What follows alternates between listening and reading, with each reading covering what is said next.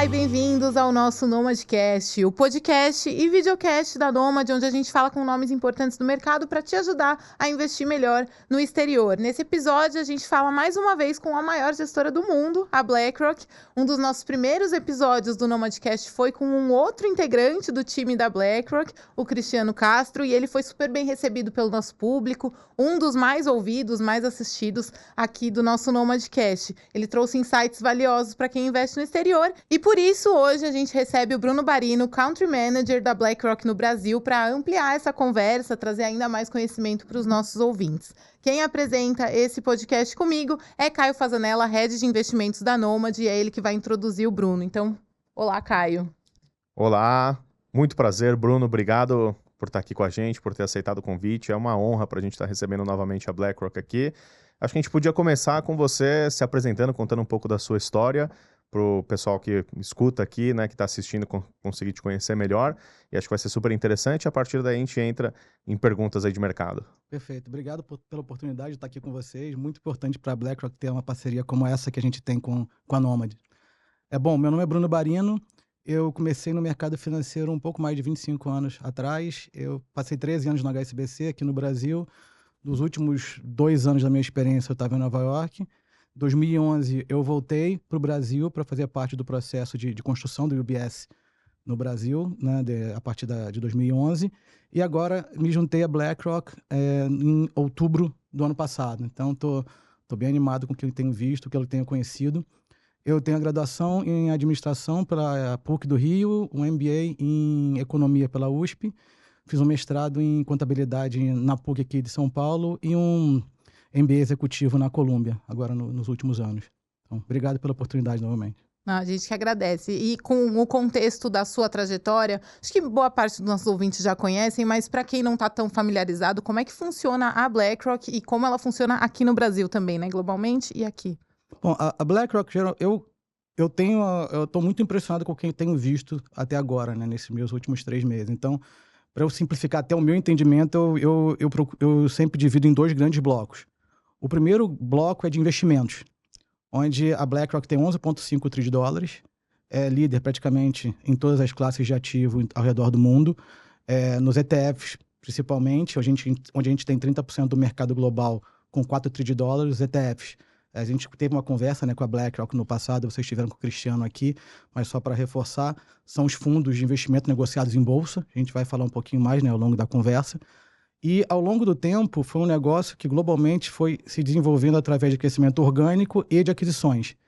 Então, esses 11,5 trilhões de dólares correspondem a como que o negócio foi sendo desenvolvido globalmente e aquisições, por exemplo, dos iShares, que são os ETFs, um pouco após a crise de 2008, e agora a gente vai ter um impacto nos nossos números de crescimento também de uma série de aquisições que foram feitas ao longo de 2024, focadas principalmente no crescimento do mercado privado.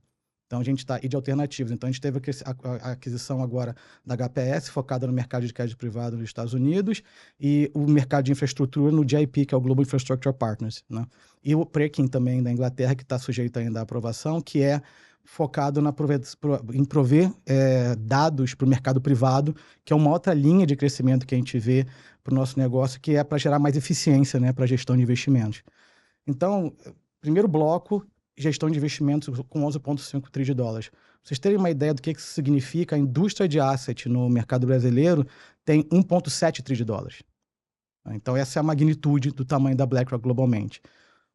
O segundo grande bloco, que eu também gosto bastante, é o de tecnologia, que a gente chama de BlackRock Solutions. Tem uma série de ferramentas de tecnologia que trazem eficiência tanto do lado de custo, quanto do lado de gestão, né, de retorno dos investimentos. Então, o carro-chefe desse bloco de tecnologia se chama Aladdin, é uma ferramenta que nasceu dentro da BlackRock em 88, 90. Era focada só na gestão de investimentos da BlackRock, que ao longo do tempo se expandiu. Na crise de 2008, foi a única ferramenta que conseguiu precificar todos os livros, né, todos os balanços dos bancos que estavam com problema. A partir dali ganhou uma série de mandatos para crescer e hoje gerencia mais de 33 trilhões de dólares ao redor do mundo. Então, é uma ferramenta muito robusta que a gente tem conseguido expandir globalmente por toda a eficiência que traz. Você consegue mensurar no retorno financeiro do cliente o quanto que a ferramenta gera de benefício, né? E por que eu gosto de dividir nesses dois grandes blocos? Cada vez mais, o nosso foco tem que ser gerar escala, reduzir custo e aumentar retorno, para chegar no cliente final um benefício que antigamente só era disponível para um cliente institucional ou para um cliente profissional. Então, essas peças, elas têm que se encaixar. Então, quando a gente tem uma ferramenta de tecnologia como essa, como o Aladdin, por exemplo, a gente chega num mercado como o Brasil, a gente já está aqui no mercado brasileiro com a ferramenta, o cliente que adota uma ferramenta como o Aladdin para gerir os seus investimentos consegue ter uma capacidade de gerir o recurso por um custo muito menor, ter um retorno maior para o seu cliente e chegar lá na ponta, no cliente final, um benefício maior. Então, as peças se encaixam desse jeito. Pensando agora, falando um pouco da Aladdin, da BlackRock no Brasil, nós também temos esses dois grandes blocos, só que, obviamente, numa escala infinitamente menor. Então, a oportunidade nossa é expandir isso. Então, a BlackRock começou no Brasil em 2008, então tem 33% mais ou menos do mercado de ETF, do mercado brasileiro. Então, o maior ETF do mercado brasileiro, por exemplo, é um que acompanha o índice Bovespa da BlackRock, que é o BOVA11. Tem uma série, são 152 BDRs de ETF disponíveis para o cliente brasileiro, com as mais diferentes estratégias possíveis, né? Inclusive a última que a gente listou agora, que é para acessar o IBIT, que é o ETF de Bitcoin da BlackRock. Então, o cliente brasileiro hoje consegue acessar o mercado americano via B3, via Bolsa Brasileira, através desses ETFs que a gente tem listados por aqui da forma mais eficiente possível. Então, a gente tem esse grande negócio que tem os ETFs, a gente tem uma série de fundos também aqui disponíveis para o mercado brasileiro, mais fundos exclusivos para alguns clientes específicos, e esse pilar de tecnologia também com a Aladdin.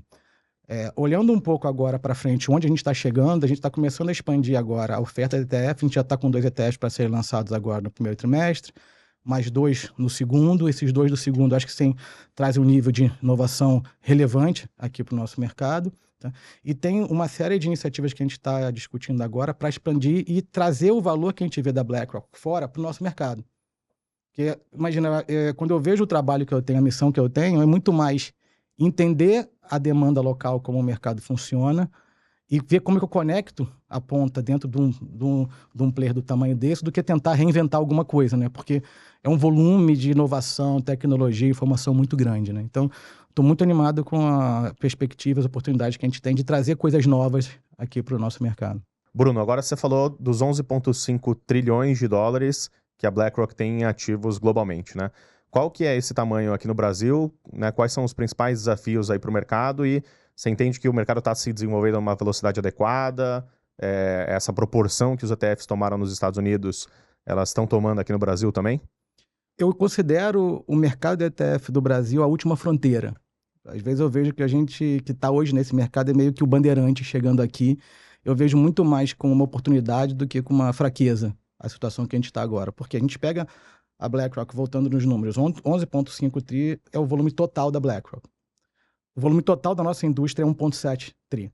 Aí você vai para o volume de ETFs, a gente tem 4 tri na BlackRock. O volume total da indústria de ETFs no Brasil são 9 bi de dólares. A BlackRock no Brasil tem 3 tri de dólares desse volume. Tá? Focando aqui. A gente tem depois um negócio internacional que a gente pode explorar um pouco mais, mas focando só no mercado local, a gente está falando então de uma indústria de 9 bi de dólares num mercado total de 1,7 tri. Tá? Então, esse é o tamanho da oportunidade. E por que eu considero isso como oportunidade? A gente tem muito estudo, tem muito relatório que depois eu posso compartilhar com vocês, que mostram como que evoluiu esse mercado de ETF ao longo dos anos. Né? E um grande driver dessa evolução foi o quê?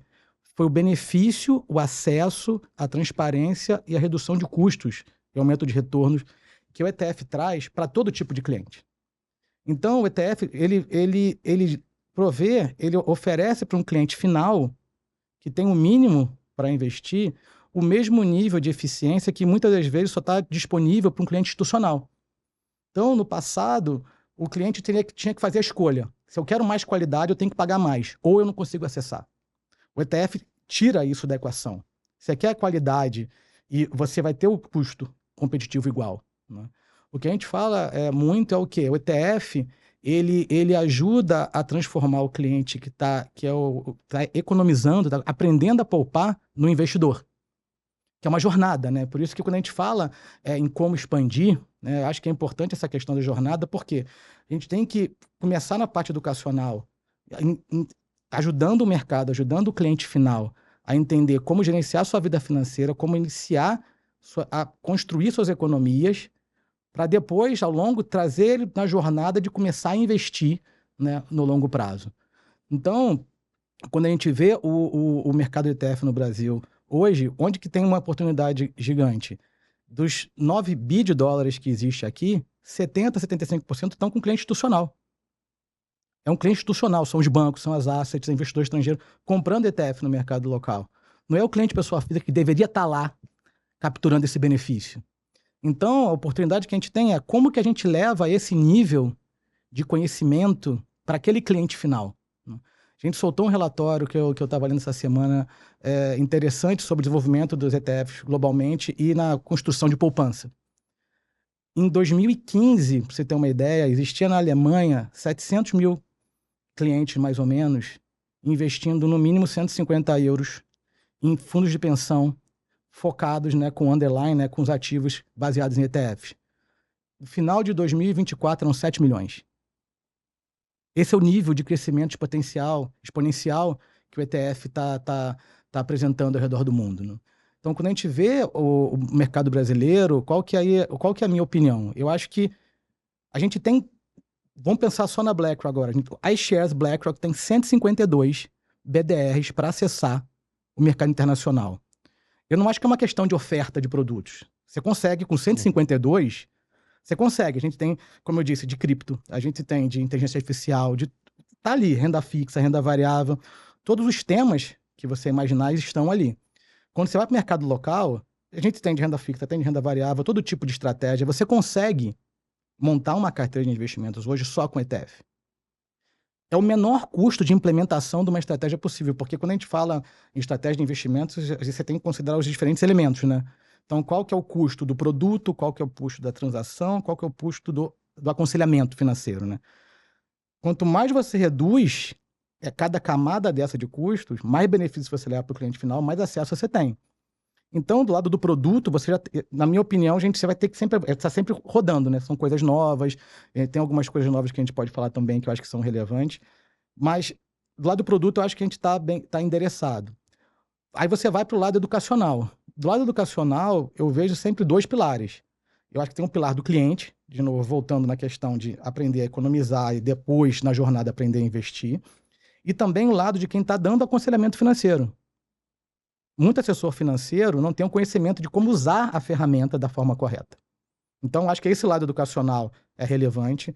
Do lado do cliente, a gente começou a fazer um trabalho com a Concord, por exemplo, e com a B3. A gente fez um trabalho com a B3 da jornada educacional para levar a educação financeira para escolas. Tem uma série de iniciativas educacionais que a gente tem várias academias, a gente vai começar a expandir cada vez mais isso aqui ao longo desse ano. Do lado dos assessores também, a gente tem feito uma série de eventos, uma série de materiais específicos focados para que eles entendam que a utilização do ETF na gestão do investimento dos clientes deles gera uma redução de custos na implementação, que deixa um espaço maior para ele para cobrar o assessoramento, que é onde ele geralmente gera o valor. Uhum. Entendeu? E essa mudança regulatória que a gente está enfrentando agora, já está sendo implementada, né, com a diferença toda entre o modelo que o assessor é remunerado pela transação ou por uma taxa fixa, né, o que é o fee-based que a gente fala, e o commission, a principal ferramenta para ele implementar a gestão é o ETF. Porque ele consegue chegar no resultado melhor para o cliente dele, montar todas as caixas que ele precisa e ter um espaço para ele ter uma competitividade em termos de custos. Existe uma estatística que a gente tem divulgado bastante agora do mercado americano que mostra que o assessor... Primeiro que no mercado americano, a grande maioria dos clientes, pelo menos agora a gente está com 55% dos clientes tendo seus recursos geridos via esse modelo de fee-based que a gente chama, que são o de taxa fixa. Porque eles estão mudando ao longo do tempo. Não quer dizer que ele não possa ter uma atividade transacional, que ele decida comprar alguma coisa. Mas ele já está vendo que é o quê? Uma estratégia de gestão mais estável, com objetivo de curto, médio e longo prazo, que está alinhada ali com o objetivo dele, é melhor ele pagar um assessor para fazer direito, Ninguém pode trabalhar de graça, todos os elementos da cadeia têm que ser remunerados. Essa história de que em tal lugar é de graça, isso não custa nada. Alguém está pagando alguma coisa ou não está vendo que está pagando. Então é importante todo mundo ter a transparência, né, de todos os custos da cadeia, né, ser remunerado de acordo.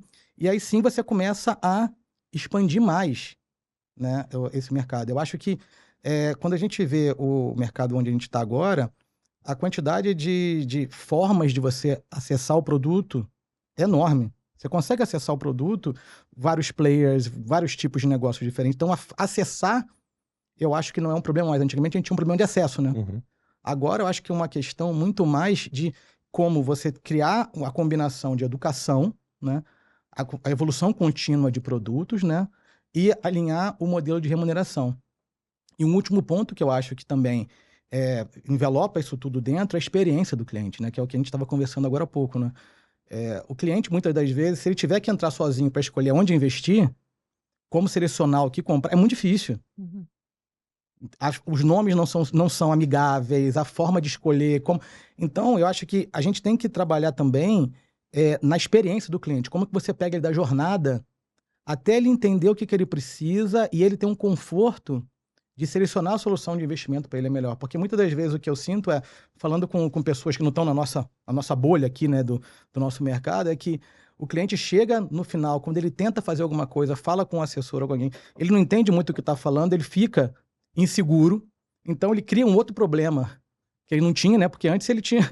O problema que ele tinha antes era decidir o que comprar. Agora ele está mais inseguro porque ele não sabe. E aí ele volta para os instrumentos adicionais que a gente sabe quais são, que não necessariamente são os melhores para ele, né? Então, acho que por isso que eu acho que eu me considero, às vezes, o bandeirante aqui nisso, porque independente de quanto vai crescer esse mercado ou não, a penetração, o potencial de penetração dentre os outros produtos de investimento do ETF é enorme.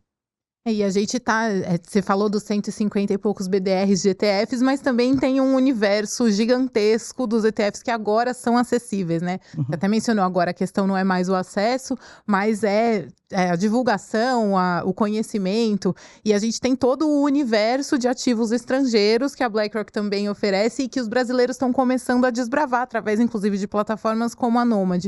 Como é que tá esse negócio agora, né? Esse braço de brasileiros investindo no exterior via BlackRock? A gente está tendo uma demanda muito grande. Eu acho que, principalmente como o mercado americano se desenvolveu em 2024 e o brasileiro, né, que foram em caminhos opostos, né, a gente vê um aumento muito grande de demanda de brasileiros para investir no exterior. A gente tem, quando o cliente pode investir no exterior pela BlackRock, através de todos os mercados, né, a Nomad tem sido um dos maiores parceiros nossos nessa jornada. Eu acho que o que a gente tem que usar o que aconteceu em 2024 na jornada educacional também, para mostrar para o cliente, para mostrar para o assessor que ele tem que ter a capacidade de entender o mercado de uma forma muito mais ampla e acessar os produtos financeiros pelas plataformas que eles têm confiança, que têm solidez e que dão para ele o produto que ele precisa. Então, quando a gente vê o mercado a BlackRock hoje tem, como eu falei no início, 3 bi de dólares no Brasil, né, de ETFs, mais de clientes brasileiros, a gente tem mais 25 bi. Dependendo do como a gente for colocar as peças. Então, e continua crescendo. É uma das partes do nosso negócio que cresce mais. Porque hoje em dia, como a gente estava falando aqui no início, a experiência que eu tive com vocês, abrindo a minha conta com vocês esse dia, foi impressionante. A velocidade e o acesso que você tem hoje para abrir uma conta no exterior é impressionante. Quando eu falo com meu pai que ele pode fazer uma coisa, meu pai é engenheiro, então 70 e poucos anos. Se você voltar, quando ele tinha a minha idade, o que era investir no exterior, né? Agora, eu nem sei em quantos minutos eu consegui abrir uma conta com vocês, até o final, até investir. Então, esse nível de acesso, eu acho que é um dever de todos nós levar informação para as pessoas, para o nosso círculo de amizades, podcasts como esse aqui, porque é assim que a informação se dissemina, né? A informação hoje em dia se dissemina de forma muito diferente, né? Então, o acesso existe, a oferta existe. A questão agora é a gente ajudar o cliente na jornada, né? Um número relevante para vocês entenderem, na BlackRock eu estou impressionado com a quantidade de estatística que a gente tem para tudo, então eu gosto muito de ter um monte de número. Mas porque senão eu acho que você fica muito sem base para as discussões, né? Os iShares da BlackRock, a BlackRock fez uma análise da redução de custo de taxa de administração e de performance que ela gerou de 2015 até 2023, o último número que eu tenho, deve ter um número maior. Então, eles compararam os clientes que estavam investindo no produto, que era mais caro, que foram para o ETF, que é mais eficiente, tem toda uma metodologia por trás. A gente está falando de 630 milhões de dólares. A gente está falando de quase 4 bi de reais de redução de custo para o cliente final. Impressionante. É muito impressionante. É muito A impressionante. gente é super fã aqui da categoria de ETF, fala abertamente sobre isso. E acho que tem feito um trabalho legal e, né, o resultado disso a gente vê na carteira dos clientes, que é exatamente essa exposição, no nosso caso, via diretamente o mercado americano, mas muito relevante, né, nos ETFs. Teve uma primeira leva que continua até, mas eu diria que a primeira foi bastante para fundos, né, para ETFs de tesouro americano de curto prazo. Agora a gente vê alguns clientes alongando um pouco, mas ainda majoritariamente indo para títulos bem seguros. E aí uma segunda categoria de ETFs de renda variável, aí tem aqueles multi-class, que tem um componente de renda fixa, um componente de renda variável. E mais recentemente, no ano passado, teve uma grande mudança, especialmente no mercado americano, que foi o anúncio dos ETFs de cripto. Começou o ano com os ETFs de Bitcoin, e aí na metade do ano de Ethereum, né? E a BlackRock foi uma das empresas na vanguarda ali, que conseguiram ter os ETFs listados. Como que foi isso, né? Foi de fato um sucesso? Tem uma mudança para o mercado de cripto, para os clientes acessarem? Qual que é a sua visão sobre isso? Esse é um ponto muito interessante. Eu acompanho as análises da BlackRock há muito tempo, né? Desde a minha outra casa. Desde 2020, a BlackRock tem reforçado um ponto que é o quê? A gente não pode olhar o mercado mais como ciclos econômicos, como eram avaliados anteriormente. A gente não deveria montar as carteiras como sempre foram montadas. Porque a gente está tendo uma série de rupturas econômicas, né? Então, voltando mais agora para os temas mais recentes, a gente está avaliando, a gente está vendo agora o impacto de AI. AI vai na ponta, né, no impacto do resultado final, mas a cadeia de AI inteira. Né? A cadeia, tem uma análise que a gente acabou de soltar que mostra que o investimento de $1 em AI tem um impacto no PIB americano de 4,5 vezes. O impacto maior que existia antes, que era investimento em infra, era 1,5, 1,6. E o impacto de redução de imposto, que todo mundo fala, é 0,4. Né? Então, imagina como isso impacta os modelos econômicos, né? A diferença de como que você projeta. E a gente teve agora, né, com esse movimento todo de subida, né, e descida de taxa de juros americana, soltaram uma revisão do PIB do terceiro trimestre de segundo trimestre de 2024 e os últimos 4, né? Você tem uma ideia, a diferença que deu, teve trimestre na potencial de saving de 2,3%. Trimestre contra trimestre. A avaliação dos cenários hoje é totalmente diferente. Seguindo nisso, qual que é a tese? A gente tem que começar a investir mais em temas, não só em classes de ativo, como a gente sempre diversificou as carteiras. E quando você vai no tema, dentro do tema você diversifica a classe de ativo também. Certo? E aí entra a questão do cripto. Como vem a questão do cripto? O cripto, o IBIT da BlackRock, que foi o primeiro lançado, né, após a mudança na regulamentação americana, foi o cripto que mais cresceu em todas as janelas possíveis e imagináveis, está agora com 50 bi de dólares, mais ou menos. Foi o ETF mais bem sucedido da BlackRock em termos de Sim, captação? da história, de todas. Toda a história foi o mais bem sucedido ever. Então, e por quê? É o ponto que a gente estava conversando aqui no início também. O cliente já estava comprando cripto. Só que ele estava comprando via uma exchange, ou comprando de outras formas. Quando você cria um ETF, você está trazendo para um ambiente com nível de regulamentação diferente, com uma transparência diferente, com um spread entre compra e venda diferente, um nível de eficiência muito maior. E mais, agora ele consegue ver, junto com todos os outros investimentos dele, o que ele tem. Então tem essa questão de eficiência, né, de ter o ETF vinculado, né, ao cripto junto com os demais investimentos. O acesso é diferente, então ele já consegue comprar junto com os outros. E tem todo o impacto de correlação. A gente soltou agora uma recomendação do cliente alocar entre 1,5% e 2% da carteira em algum cripto. Uhum. Né? Obviamente a gente vai recomendar o nosso, além dos outros também, né? Mas E por que isso? Mas, de fato, é disparado o É maior. disparado, né? o maior, exatamente. Então, isso significa mais liquidez, Exatamente. custos mais baixos, é um veículo mais eficiente, de fato, para montar a posição, né? Exatamente esse ponto. E qual que é o ponto na construção da carteira que faz sentido, voltando na questão do tema? É o tema cripto, a gente não está falando em equity, a gente não tá... e é um tema que não tem correlação com nenhuma outra classe de ativo. Então, quando você vai colocar, inserir entre 1,5% e 2% de um Bitcoin, por exemplo, do nosso IBIT, numa carteira de um cliente, ele contribui para a redução do volume total de risco e de um retorno maior. Então, e o 1,5 a 2 é equivalente ao peso das Big Seven individualmente, né, no S&P 500. Então, tem toda uma tese por trás que aí começa a fazer mais sentido. E fora isso, tem toda a questão agora de apoio, né, à evolução desse mercado no governo Trump, como que a gente vê que isso deve evoluir.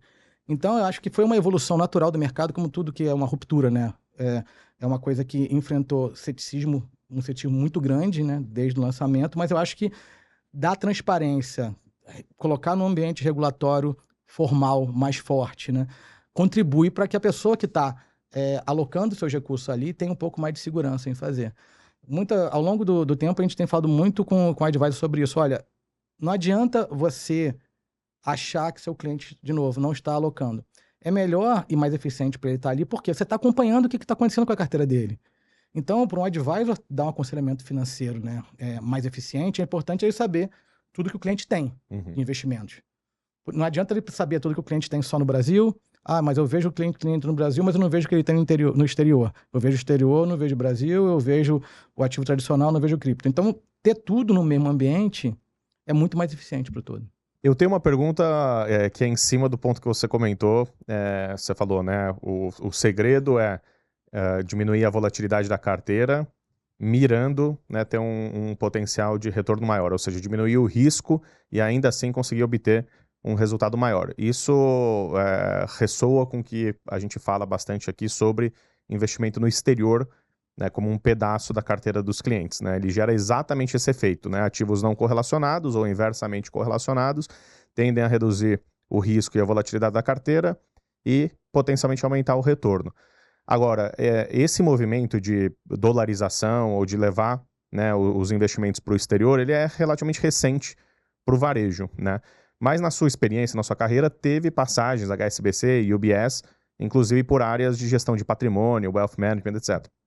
Eu queria que você comentasse se isso já era uma tendência no passado e era muito mais uma questão de acesso para o varejo, ou se também para esse público, vamos dizer ali, do private banking ou de wealth management, já existia uma tendência de investir fora e já existia o acesso para esse grupo, só realmente não tinha o acesso para o varejo, né? Qual que é a sua perspectiva disso? Eu acho que o varejo tinha uma barreira adicional, que era não ter o acesso. Agora, eu tinha na base dos clientes, nos clientes que eu atendi ano passado, todo tipo de perfil. Então, eu tinha cliente que tinha 100% dos recursos fora. Tinha cliente que tinha 100% numa classe de ativo específica. Tinha cliente que tinha 50-50. E isso tinha muito a ver com a situação familiar, como que o recurso foi gerenciado ao longo do tempo, qual que é a origem do recurso. Então, por exemplo, às vezes você vai pegar um empresário, dependendo do tamanho da empresa, ele tem que ter um recurso relevante no Brasil para ser colateral para atividade operacional.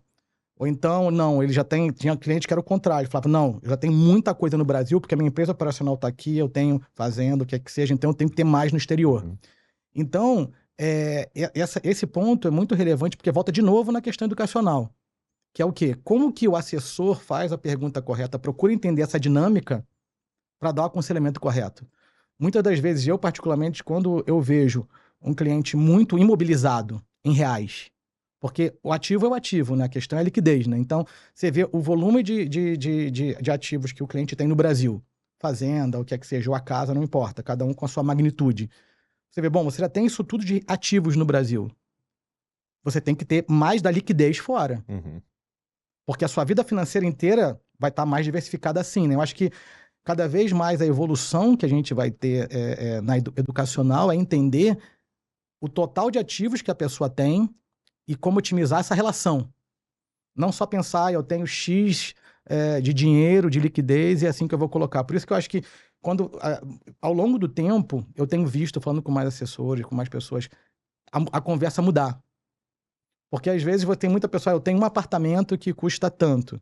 Mas se teu apartamento custa tanto, você tem tanto de liquidez, não, a gente tem que colocar um pouco mais de liquidez lá fora. Uhum.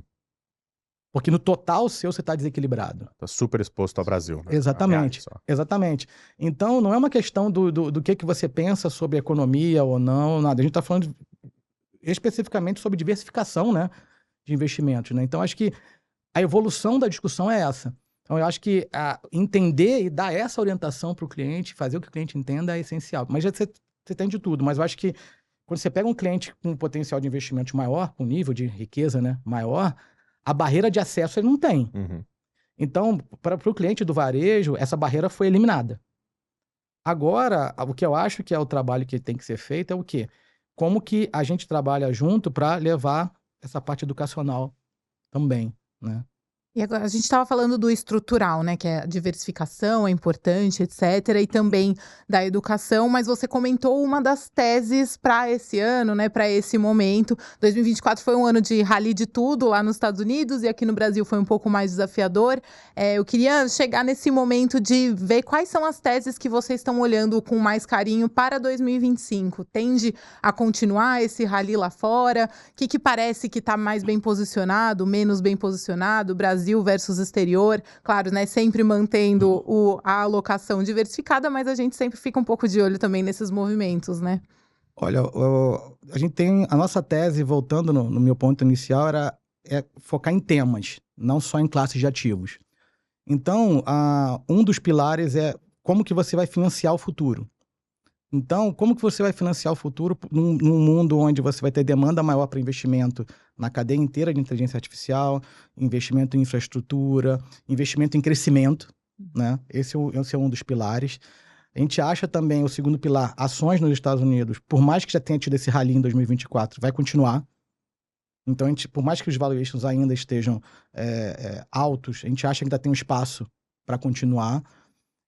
A gente continua tendo, pelo lado das ameaças, todos os riscos geopolíticos e econômicos que a gente está monitorando, né? Então, a gente está falando num mundo, num cenário de Trump, onde tem risco de tarifa, a gente tem risco, tem China, a gente tem Ucrânia, a gente tem Oriente Médio. Então, geopoliticamente, a gente tem uma série de potenciais riscos que trazem outros problemas para a equação, mas a gente vê lado de ações nos Estados Unidos ainda com o potencial de crescimento.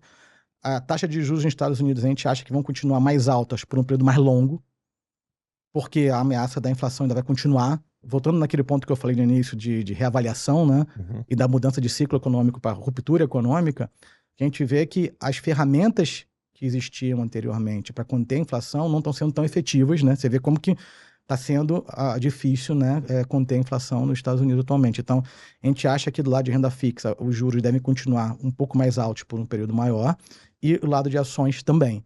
O lado das criptos, tudo é uma questão do aumento de utilização. A gente falou muito do Bitcoin, mas tem toda a questão também da tokenização. Então, tem o USDC, que a gente tem o DREX, que é o equivalente ao USDC, né? Que é a transformação da moeda real num token para facilitar o comércio bilateral. Então, tem uma série de mudanças estruturais que vão acontecer, mas a gente vê o mercado americano ainda, se pelo menos parte do que o Trump está falando que vai ser implementado, sugando muito da liquidez global. Vai ser vai ser um mercado muito mais amigável para a condução de negócios, não no sentido de menos regulamentação, né? Então, teoricamente, se todas essas peças se encaixarem, vai começar a sugar muito mais da economia global. Ao mesmo tempo mais fechado para os recursos saírem de lá, né? Exatamente. Então, e aí nesse sentido, você olha para o mercado brasileiro, onde a gente está indo para o lado oposto, né? A gente está indo para o lado de aumento de taxa de juros, com taxa de juros a 12,25, gente projetando a 15 final do ano, né? Nesse mundo, mercado de bolsa fica extremamente desafiador, porque você está competindo globalmente por recursos. Então, no mercado local, a gente vê um ano que vai ter uma demanda grande do lado de renda fixa, para alocação de renda fixa. Fica difícil você ter um produto, uma solução que faça sentido como um todo, que compense esse upside. Por isso que, quando a gente vê uma diversificação, a gente vê uma diversificação global né, uma parte global maior do que o local, e o local majoritariamente renda fixa. Bruno, um dado interessante, e que acho que reforça tudo isso que a gente está falando sobre os ETFs, né, é que aproximadamente 1/3, né, do que a gente tem dentro da Nomad investido por clientes está investido via ETFs em títulos do Tesouro de curto prazo, né? Então acabam se beneficiando desse ambiente de juros mais altos que a gente está falando e talvez mais altos por mais tempo, né? E seguido de vários outros produtos de alocação de ETFs, inclusive alguns que são aqueles multi-class que eu acho super interessantes, que são têm exposição a diferentes classes ou diferentes temas dentro de um único ETF. Então até trazem uma simplificação do ponto de vista tributário, de gestão da carteira e etc. Mais recentemente, você fez uma entrevista com o Carlos, né, do Neofeed, na CNN, e falou um pouco sobre a evolução disso para model portfólios e tudo mais. Se você puder trazer para o nosso espectador aqui também qual que é essa diferença e qual a sua perspectiva sobre a evolução para esse mercado. Eu considero o model portfólio a evolução do ETF. A evolução do que o ETF trouxe em termos de benefício para o cliente final, na nossa opinião, são os model portfólios. Você tem uma ideia, hoje, mais de 50% dos ETFs comprados pelo cliente de varejo no mercado americano são comprados via model portfólios. Então, essa é a mudança em termos de comportamento, né, em termos de mercado que tem acontecido por lá. Que, cedo ou tarde, vai começar a impactar aqui o nosso mercado também. E por quê? Porque tanto o cliente quanto o assessor de investimentos conseguem ter um modelo de gestão muito mais eficiente utilizando o model portfólio. O que é o model portfólio? É basicamente você entender o objetivo de investimento do cliente, entender a necessidade de liquidez, o perfil de risco, onde ele quer chegar, e encontrar uma solução já desenvolvida por um gestor profissional ou pela sua equipe interna de gestão, dependendo do tamanho do escritório ou da empresa que está provendo o serviço, ou até mesmo desenvolvido pelo próprio assessor, que entrega aquilo de uma forma pronta. Então, ao invés do cliente entrar e escolher um a um ETF, eu vou comprar um pedaço desse, um pedaço daquele, um pedaço daquele, ele está comprando um processo de gestão de acordo com o perfil de investimento deles.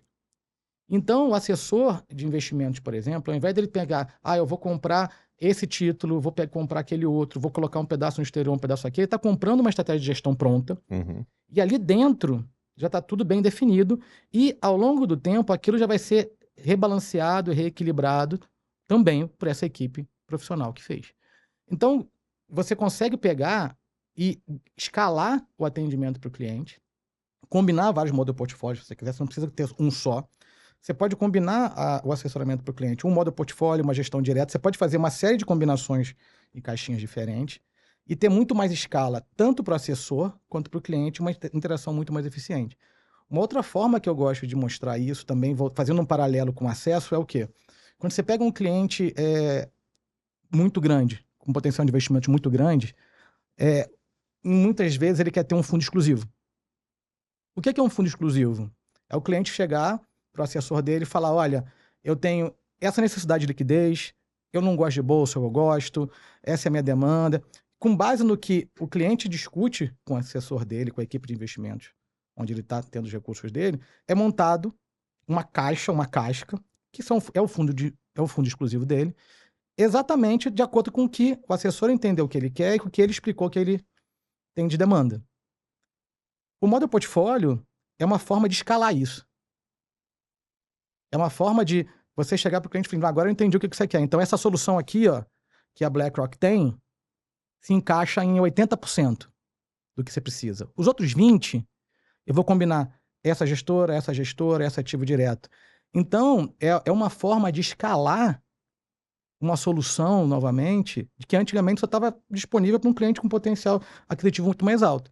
Então, você, de novo, dá acesso, benefício de custo e aumento de retorno, que antigamente ele não tinha como atingir. Uma ferramenta muito mais escalável.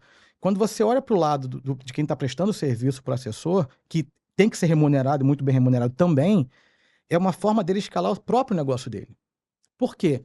Porque a partir do momento que ele faz esse tipo de assessoramento, primeiro, que ele não tem fricção em relação a conflito de interesse ou não com o cliente. O cliente sabe, olha, eu estou pegando esse model portfólio aqui que esse gestor me recomendou com base no que você me falou. Essa é a nossa estratégia. Então a estratégia de curto, médio e longo prazo é essa. Vamos continuar seguindo esse caminho, porque é lá que a gente tem que chegar. Então ele não está com a responsabilidade só com ele. Ele recomendou o título X que deu problema, ou a ação Y que caiu, ou o fundo Z que não está entregando. Não, é uma estratégia de investimentos que ele está fazendo. Ele não vai ter o trabalho operacional de ficar acompanhando aquilo, girando aquela carteira. Já está tudo ali dentro empacotado. E ele consegue cobrar pelo assessoramento financeiro dele de uma forma mais sustentável. Com base nisso, ele tem um negócio de longo prazo, porque ele não tem fricção no relacionamento, ele tem um nível de atendimento maior. É mais importante, muitas das vezes, a sustentabilidade, né? Você não ter o problema de behavior finance que você tem de entrar e sair da hora errada quando você tem uma estratégia dessa. Ele consegue ter um volume de captação de clientes e crescer o negócio dele muito maior. A gente tem estatística que mostra que o advisor que tem uma penetração maior de model portfólio na carteira de cliente deles, consegue captar 9 vezes mais do que o que não tem.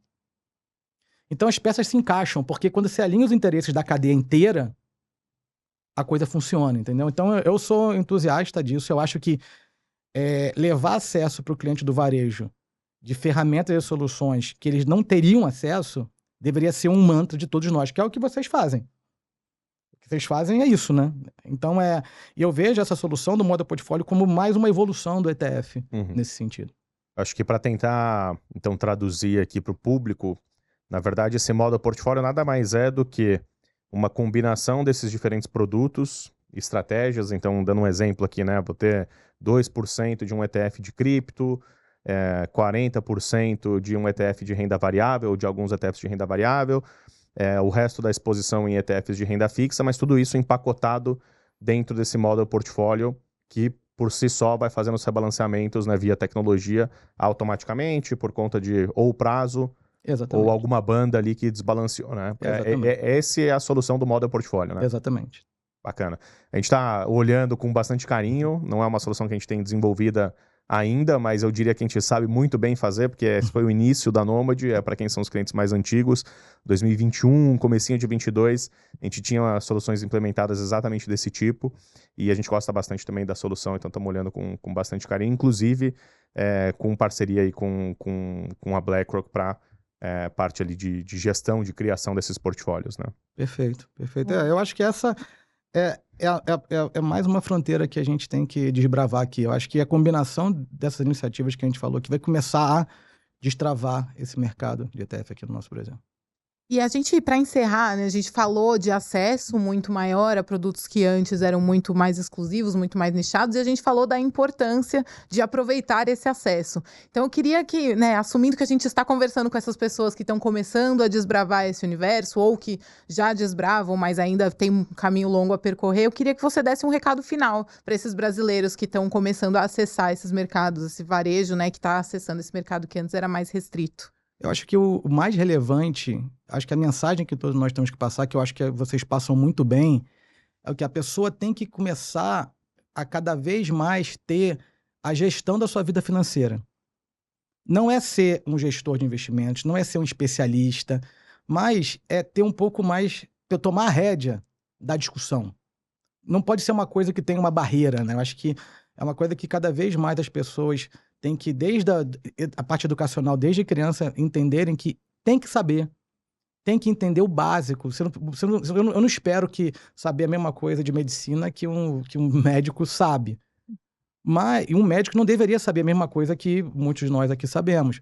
Mas um médico, um dentista, quem não está no nosso... Acho que todo mundo deveria saber o básico e não ter essa barreira.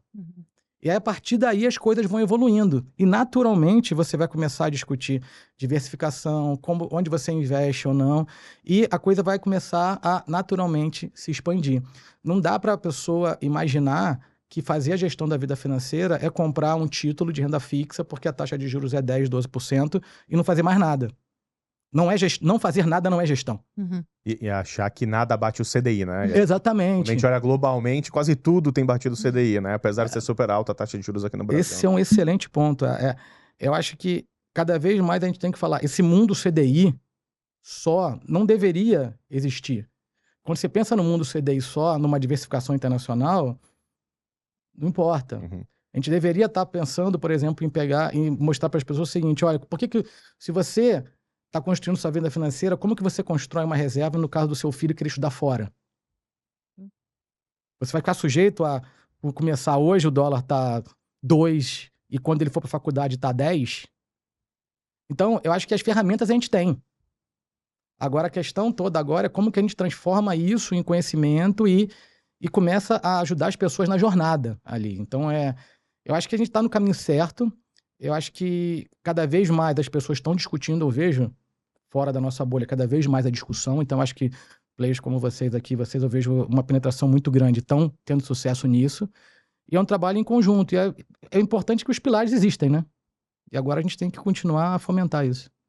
Perfeito, e é justamente para isso que existem os conteúdos da Nômade, então você que acompanhou, não deixe de seguir os nossos canais nas redes sociais, YouTube, Spotify, Instagram, todos os nossos canais, Telegram, para ter acesso a esse conteúdo. A gente sempre vai trazer o melhor conteúdo para vocês. Bruno, muito obrigada pela participação, seja sempre muito bem-vindo. Caio, obrigada também sempre. E até a próxima, até o próximo Nomadcast. Obrigado. Obrigado, um abraço. Um abraço.